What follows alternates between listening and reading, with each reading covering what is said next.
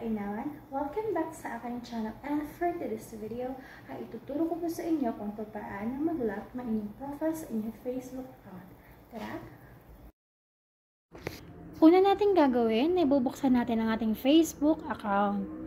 Okay, check ko muna kung nakalock yung profile ko. So nakikita nyo naman hindi po siya nakalock. Okay. Tapos, pupunta tayo sa ating settings and privacy. Ayan, click po natin siya. Tapos, i-click natin yung settings.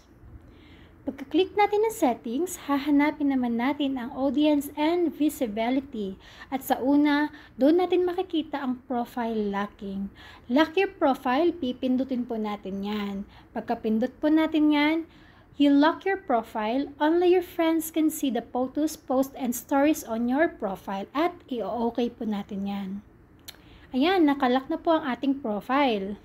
Okay, so check po natin siya para sigurado. Ayan, nakalock na po siya. Ganun lang kasimple.